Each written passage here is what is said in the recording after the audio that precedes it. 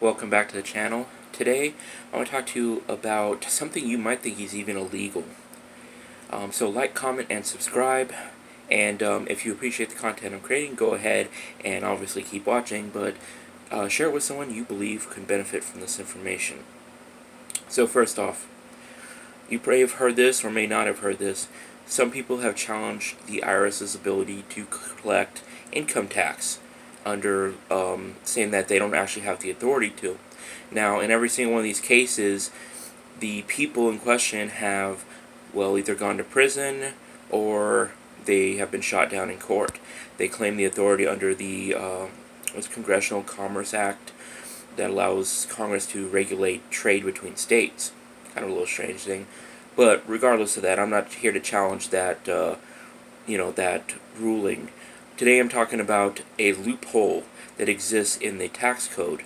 You see, when I was studying to be an accountant, I kept coming across in the textbooks about how businesses pay their taxes later. They do not pay them up front for the most part.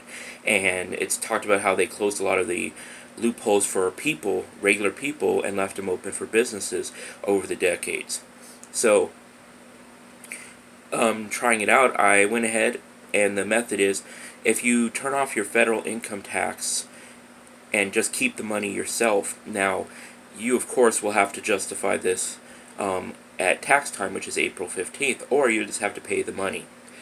And so I was just like, okay, what would happen if I turned off my federal taxes and collected all that money and applied it to high interest debt?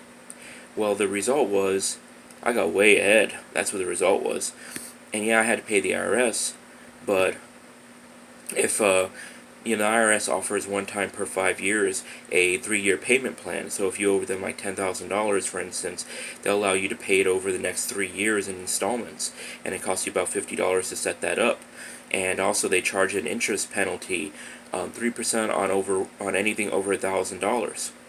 Do you know any credit card or high interest debt that charges 3%? I don't.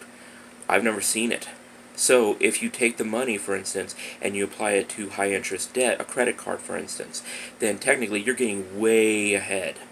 Also, why not keep your own money? If you're making it, keep it. At least for a while.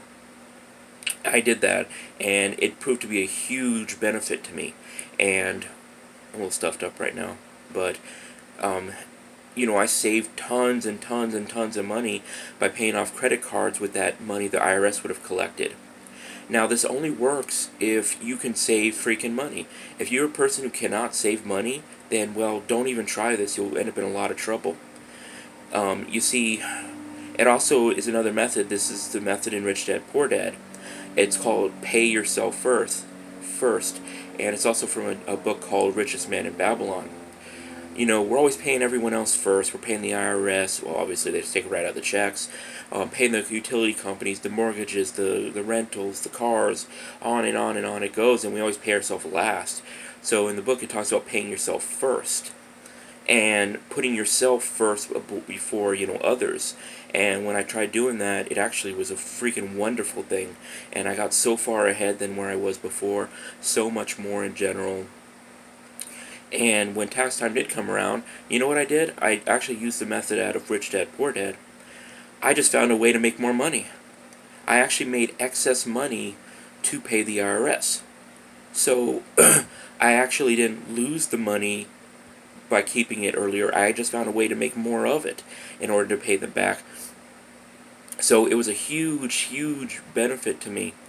And I'm telling you today that, you know what, this is not illegal. It is, strangely enough, it is not. I'm not saying don't pay your income tax because you do have to. There are consequences.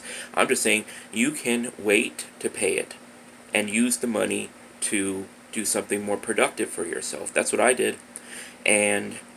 But only if you're capable of saving money and or making more money. So if you could take all that money and you basically use it to blow on going out to the club or something, and you're a person that can't save money worth a damn, don't do this. You'll end up in a world of trouble. If you're a person who has no problem really saving money and you just want to get a little bit more ahead, definitely you can use this method to help yourself out. I did, and it was and you know what? I always do it now.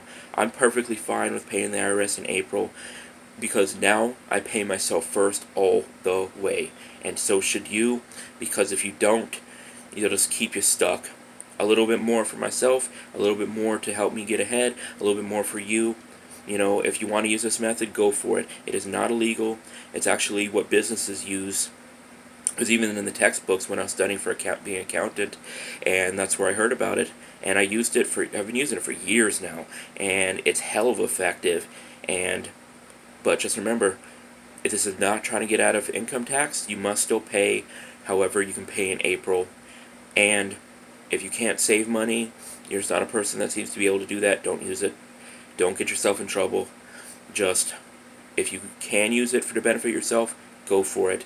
Remember, 3% over $1,000, and if you need a payment plan once, then, it'll cost you about $50 to set it up, and over 3 years you'll pay it back. Alright, I will talk to you on the next video.